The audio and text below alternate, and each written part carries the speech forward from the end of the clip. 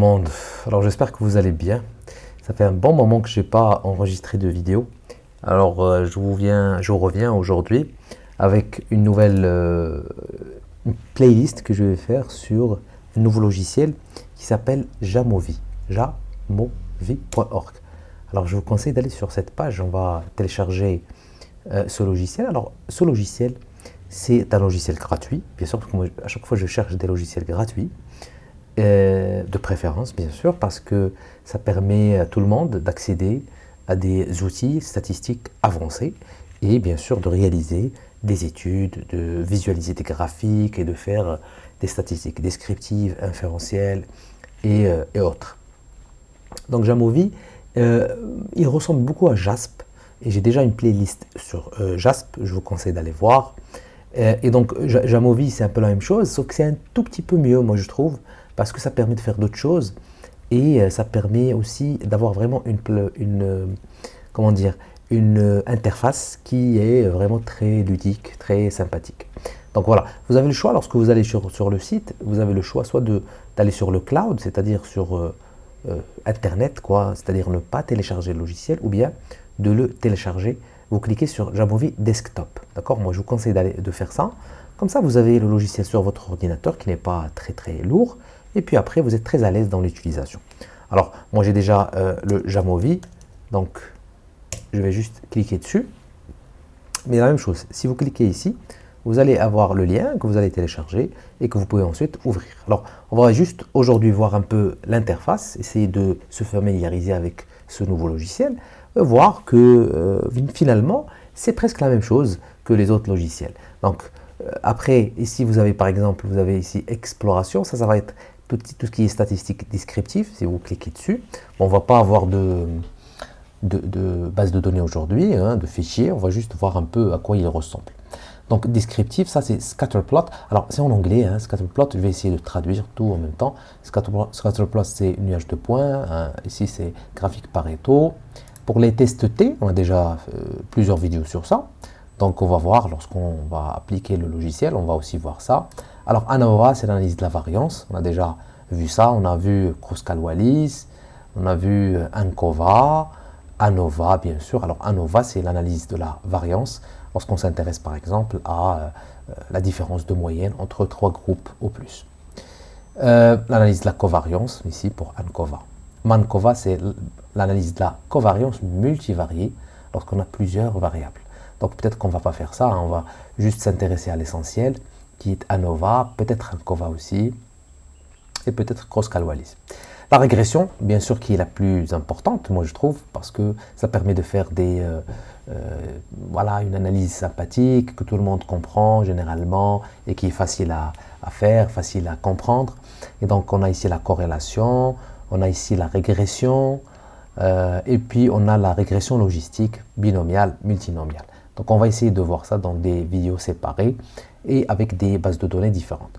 Alors frequencies, ça c'est lorsqu'on s'intéresse par exemple au test binomial, on a déjà fait ça, le test de Ki2, d'accord? Donc on va essayer de faire une vidéo chacune peut-être, et puis l'analyse factorielle, bien sûr, et ça c'est ce qui est sympa. Alors reliability analysis, c'est l'analyse de la fiabilité, c'est une analyse qui n'existe pas sur JASP malheureusement, en tout cas aujourd'hui, et donc elle vous permet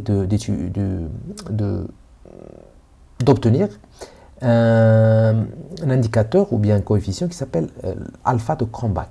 L'alpha de Cronbach, il est très intéressant lorsqu'on a des échelles de mesure. Ça nous permet de voir est-ce que l'échelle est fiable. Et donc ça, Jamovi, gratuitement bien sûr, il vous offre la possibilité de réaliser une analyse de fiabilité.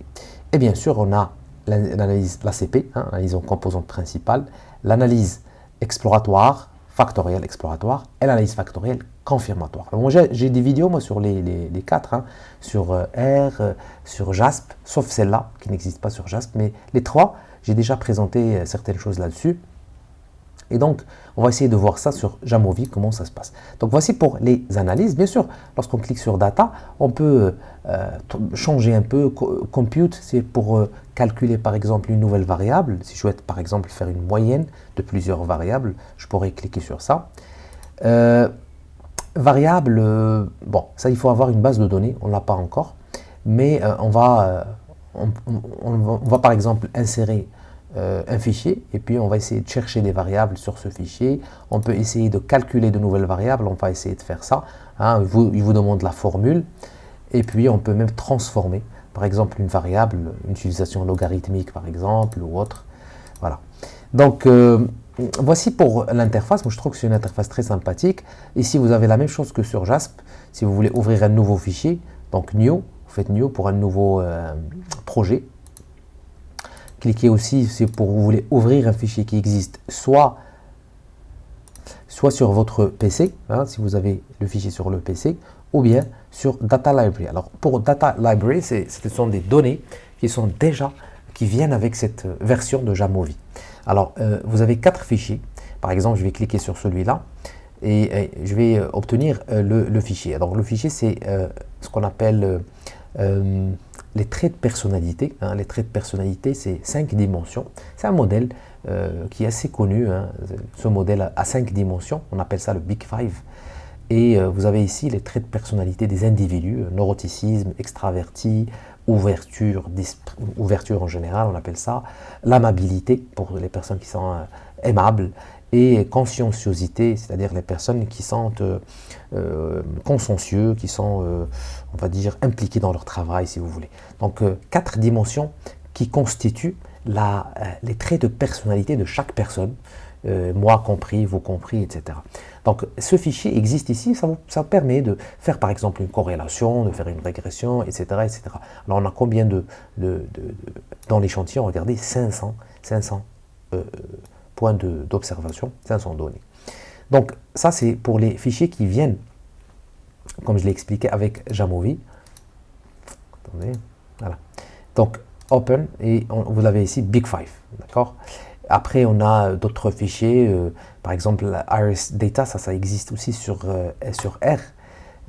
Et d'ailleurs on remarque qu'il y a une similarité entre Jamovi et R. Je vais effacer celui-là. Et regardez ici, vous avez tout simplement, ce sont des espèces de fleurs, de plantes, pardon, je crois que ce sont des plantes, pas des fleurs.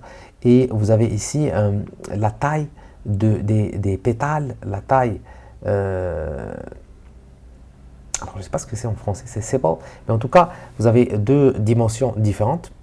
Et pour deux parties différentes. Pour chaque partie, vous avez length et width, c'est-à-dire la longueur et la largeur.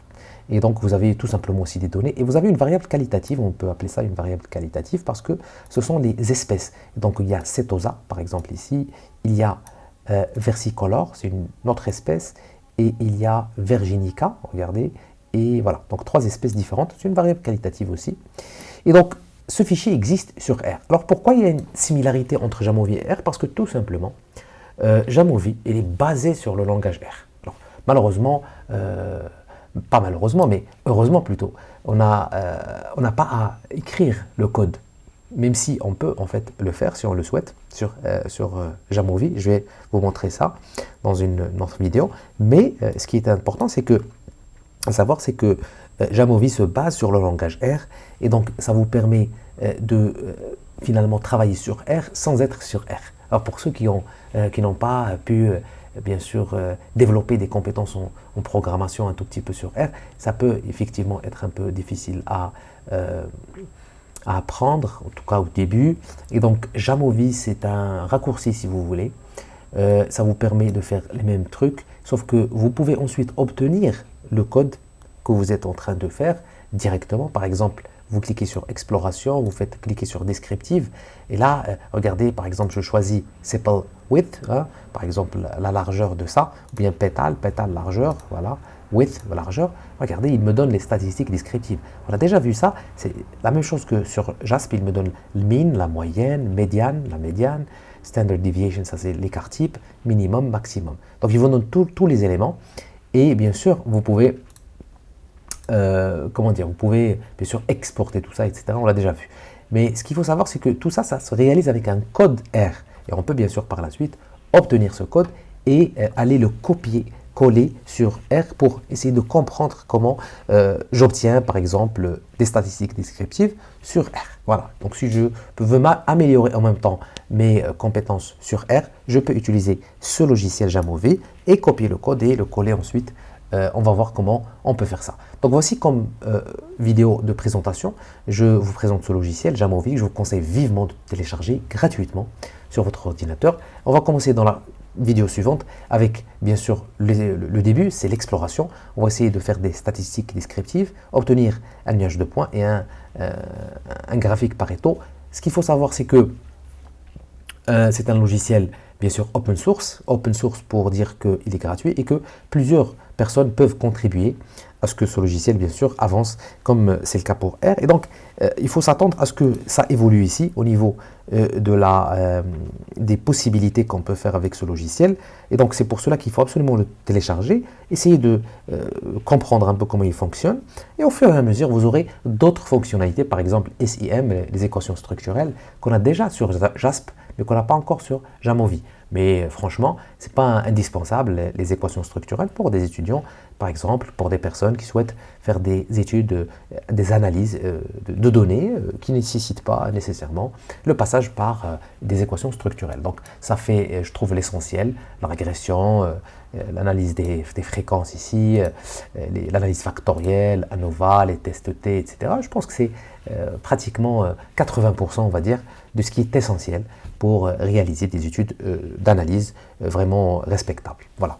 Donc je vous souhaite voilà, une bonne voilà, une visualisation des prochaines vidéos et on se retrouve dans la vidéo suivante. Si vous n'êtes pas abonné à la chaîne, essayez de le faire, bien sûr, pour ne pas rater la prochaine vidéo. Bon courage.